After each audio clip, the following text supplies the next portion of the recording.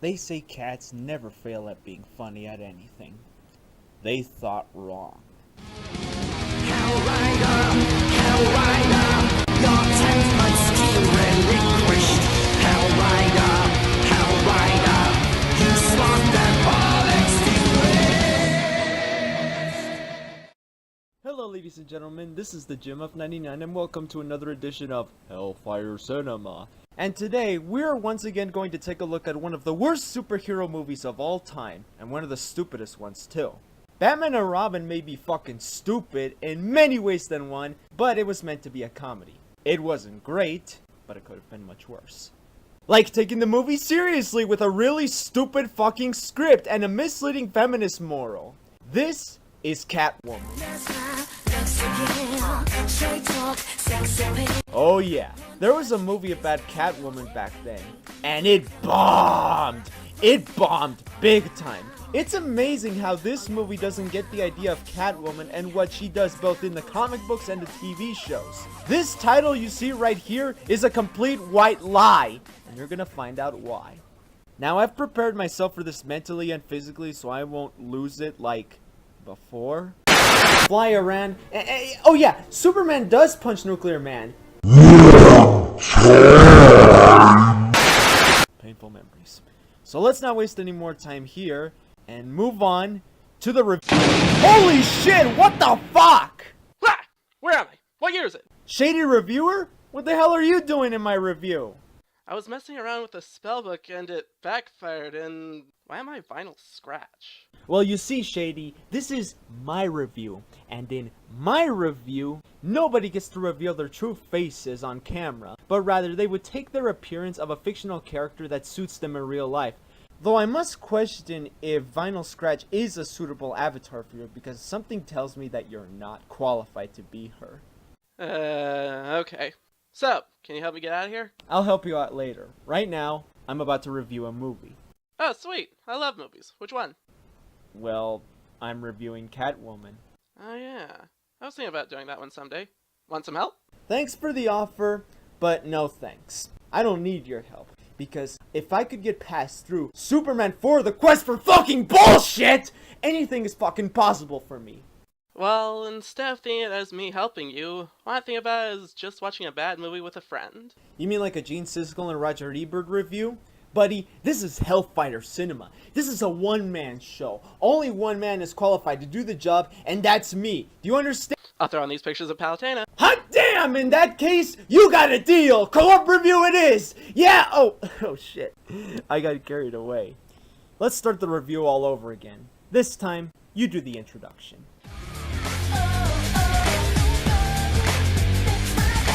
Catwoman! I love Batman. He's probably my favorite DC superhero, right there with the Teen Titans and Stargirl. He's cool. He's always one step ahead. He never lets his enemies get the best of him.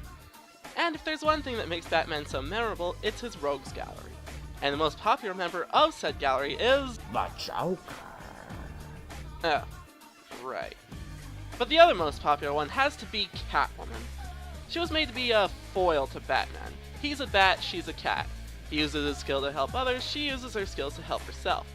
She's been depicted in all kinds of media, the 1960s TV series, the 90s animated series. She even got an entire section in Batman Arkham City devoted to her. That section sucked, but that's besides the point. The point is, Catwoman is a very popular adversary of Batman, so of course, people were hyped when they announced a movie. Then the first trailer was shown and all hopes were dashed on the rocks. This movie bombed. The critics hate it, the fans hate it, even Halle Berry dislikes the movie. She even showed up to accept her Golden Raspberry Award in person, where she famously said, "First of all, I want to thank Warner Brothers. Thank you for putting me in a piece of shit god-awful movie." But is this movie really as bad as everyone says? So with that being said, let's move on to the review. So our movie begins and it opens up with some images of Egyptian hieroglyphics. I'd rather be watching The Prince of Egypt. Throughout this whole opening montage, there are two things we need to keep in mind. This cat, and women wearing cat-like costumes and masks. This will come important later on. So, Shade, I hope you're writing it down. How? We don't have hands. Use your unicorn magic, stupid. And I'm just now noticing a missed opportunity. They could have used this 3-minute long opening scene to pay tribute to the women who played Catwoman in the past. To be honest, I'm kinda glad they didn't, because I don't think any actress who played Catwoman would have been happy to be associated with this piece of shit. Oh yeah, and one last thing about this opening. It's over 3 minutes long! So after that montage, we're given some narration from our main character. It all started on the day that I died. Ah, great. There goes all suspense for later in the movie. Now we all know she's going to die. We just need to start taking bets on how long until it happens. I'm betting 30 minutes. 21. Shit.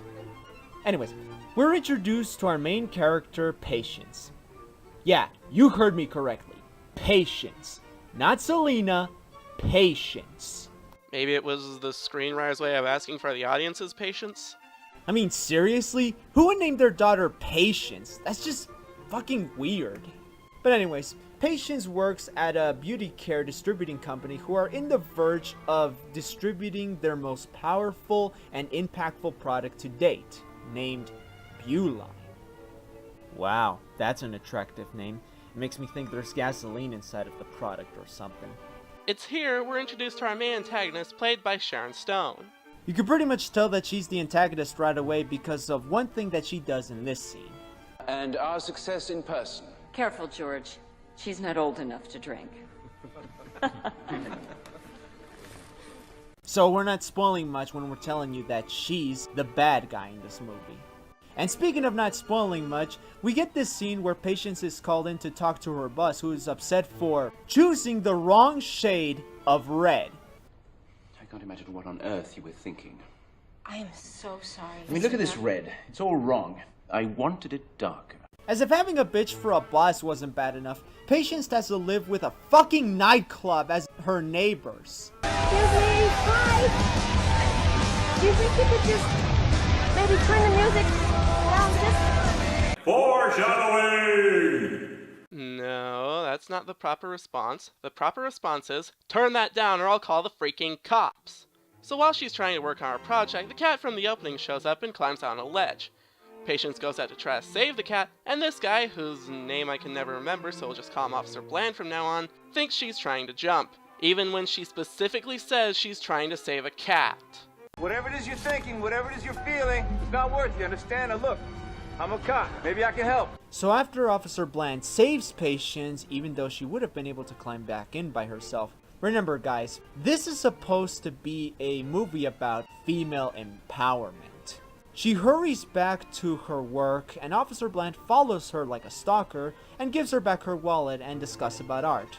And lastly, plan to have a date with Patience. What a thrilling action movie this has been so far, right? You have to wear that leather outfit. I will never, ever, ever wear that leather outfit. Foreshadowing! See how clever this movie is in its subtle foreshadowing? So Patience can't get someone to deliver her project to her boss, so she instead goes to take it by herself as we cut to some scene where Sharon talks to some guy who, surprise, is evil like her. I don't care that the FDA never saw the headaches and the nausea and the fainting spells. Those are symptoms I can live with. Wow. Fail editing is fail. If your actor can't remember all his lines in one take, at least edit it in a way that doesn't make it super obvious, like a special version of a jump cut. While that's going on, Patience wanders around until she arrives at the office and hears everything they are talking about. When she gets caught, she tries to outrun the security team and hide inside one of these conveniently made human-sized pipes for anyone to just walk inside whenever they please. Sharon orders the security team to get rid of her by flushing the pipes, sending her down to the ocean, and that kills her.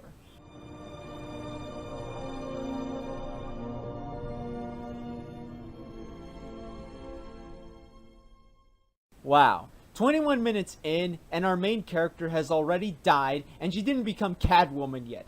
This is what I mean when I say that the title is a complete fucking lie. But hey, guess what? The movie's over, so review's over. Have a nice day, everybody. But don't worry, a terribly HCG effect calls on some real cats to save her. Ah, you motherfucker, I should have known.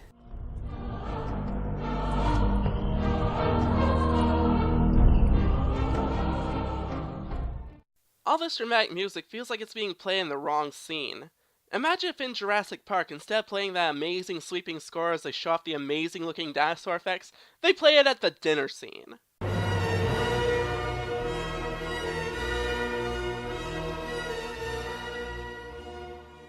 That's what this feels like. Oh my god, this looks so fucking stupid. Oh yeah, and if any of this seems familiar, welcome to the origin of Catwoman in Batman Returns, the worst Batman movie in existence. Although I still think it's a much better movie compared to Batman and Robin. Oh, and speaking about Batman Returns, this whole scene is like if they took that one part where Catwoman is born, and then just somehow made it even more stupider. And after ripping off that spider sense scene from Spider-Man, Patience wakes up the next morning in different clothes for some reason. What, did the cat change her clothes for her too? Never mind. And the cat is in her house again. Patience takes the cat to her owner, who, I swear to whatever deity you believe in, this woman's only purpose in this movie is to spout exposition. Seriously, she's got no personality, no impact on the plot, and no reason to be here. Aside from maybe that one part where she tells Patience about the history of Catwoman, you could pretty much cut her out and nothing would be changed to the story. She's an Egyptian Mao, the rarest of breeds, temple cats. It's said that Maos have special powers. I think we finally figured out what Merryweather's gift will have been. Maybe it's a good thing Maleficent interrupted her. The exposition fairy then does what she does best. Exposit boring bullcrap that no one cares about. But Patience over here is just as interested in what she is talking about as we are. As in, not at all. Starts to leave until the lady... I shouldn't even... You should come back anytime. I'm always here. throws some catnip on her.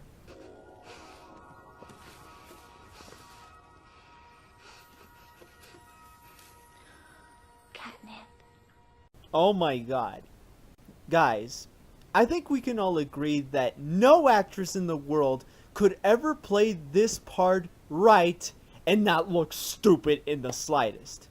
I mean, holy shit. This has got to be one of the most embarrassing things Halle Berry has ever done in her career. After a scene with Patience's friend in the hospital, we cut to a middle school where Officer Bland is doing... something.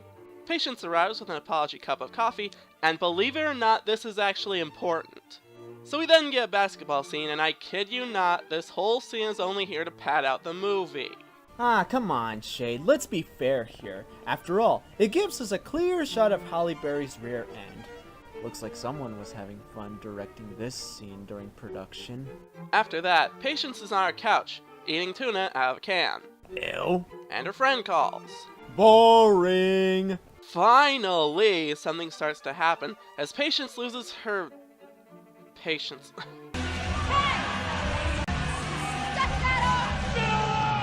Get it? It's pure irony! Ha ha ha ha ha! Oh, I bet the writer thought that was so fucking clever. She goes to the nightclub to shut the music off.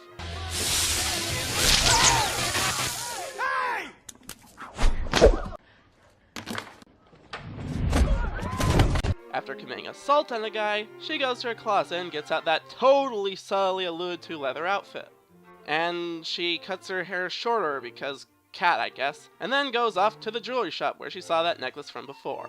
Now, for those of you who haven't seen the movie but still have hopes for it for some reason, don't get too excited, because she doesn't become a Catwoman, and I mean the real Catwoman, the one that steals jewelry, has a confrontation with Batman, and all that good shit that you've seen from the comic books and the TV shows. Instead, Catwoman heads to the jewelry store to just pick up one necklace, but unfortunately for her, two random guys are in the middle of a jewelry store robbery. And we also get this really dumb line from Halle Berry. You boys thought you could come in here and steal all these beautiful things? What a perfect idea. Doesn't that line just suck out all the sexiness out of her voice? The script of this movie is so bad, it actually makes Catwoman less attractive and more fucking goofy. After a drawn out fight scene, The first of many, I assure you.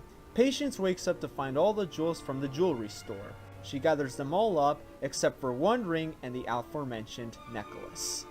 Now, you'd think that this might become important to the plot layer, like someone recognizes the ring or sees that she has the necklace in her closet or something. But nope, it's never mentioned again. Officer Bland is on the scene, and his partner discovers a bag with all the jewels inside and... cupcakes?! When did she have time to make cupcakes? And I seriously doubt that 6 cupcakes are going to make up for thousands of dollars worth of property damage and the missing necklace, which I would like to mention is one of a kind. Whatever. Patience starts to do research about these cats, and she finds out that Midnight, the cat who brought her back to life by the way, has been alive for thousands of years, I repeat, thousands of years, and has been a companion to one of the most powerful women in existence throughout all these years. I am not joking. And you'd think that alone would be able to tell Patience what is going on here. But no, she has to go to the exposition fairy. You wrote this? I was a professor for 20 years. Until I was denied tenure. Male academia. Oh, that's just beautiful, really. Anita must be so fucking proud. Oh my god. Yeah, that's the reason why you got kicked out of university. It's not because your story is so insane and hard to swallow with all the facts, and considering the fact that you have millions of fucking cats in your house, giving off the impression that you're an insane, obsessed Catwoman. No, it's because of male academia. Male academia. Fuck you! I know this is meant to be a female empowering movie, but having the crazy cat lady get upset about getting kicked out for her crazy theory in an otherwise normal world is bullcrap. So Crazy Exposition Lady exposits some more, how she knows about what happened to Patience, and that Patience is now another one in the long-lived Catwoman. And hey! A picture of Michelle Pfeiffer from Batman Returns! That's what I'm talking about! But wait, if they could bring in Michelle Pfeiffer into this movie, then why not use pictures for all the other actresses that played Catwoman too? So from what I can make out from this really boring conversation is that Patience now has some kind of dual identity thing going on. You know, like Dr. Jekyll and Mr. Hyde. And all pretenses of female empowerment are thrown out the window with the reveal of... the outfit.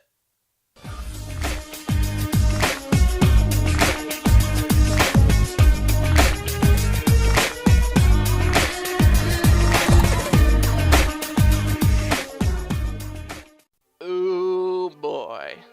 Look at that. She looks like a 70s reject. The belt bottoms, the top, the heels, just... no. The mask looks awful too. Not only does it look like a rejected mouse ears thing from Disneyland, since it's not connected to anything, it looks like anyone could just knock it off. And Hallie is way too made up in these scenes. She looks so unnatural, like a mannequin or something. She even goes to a strip club to track down that security guard guy, as if the director is saying, yeah, she wouldn't look out of place in a strip club. What about it? Oh, not again! It's like your review of The Amazing Spider-Man 2 again, buddy. Make sure you come prepared with glasses next time. Now, I would like to take a minute and talk about this, because while the movie may be called Catwoman, and she becomes Catwoman, I still stand by the fact that the title is a lie, because she is not the Catwoman from the comic books and the TV show. You know, the character from the DC comics that the movie supposedly based off and failed at its job to adapt Catwoman? I don't give a fuck if it's a different interpretation, and I'm willing to accept that it's something different. This Catwoman sucks. She's shy, can't stand up to herself, takes shit from everyone, and doesn't seduce men to get her way. Also, this movie's explanation of how Patience becomes Catwoman is really fucking stupid. I mean, let's recap. Patience dies, and some cat named Midnight comes over, turns her into Catwoman by breathing into her corpse, turning her into some sort of specter slash ghost slash whatever the fuck you would call it, basically bringing her back to life, and is now resurrected with a split personality. At day, she's just regular Patience Phillips, sweet and innocent, but strong and independent. at night, she becomes Catwoman, wearing leather, moving around like a cat, climbing walls, scratching people, using her whip, and of course doing some lame cat puns. And speaking about cat puns, it gets really good. Because both personalities have a nasty habit of doing things that a regular cat would do. You know, like drinking cream, eating tuna, sleeping in shelves. Basically, anything that a cat would do, Catwoman or Patience can do it better.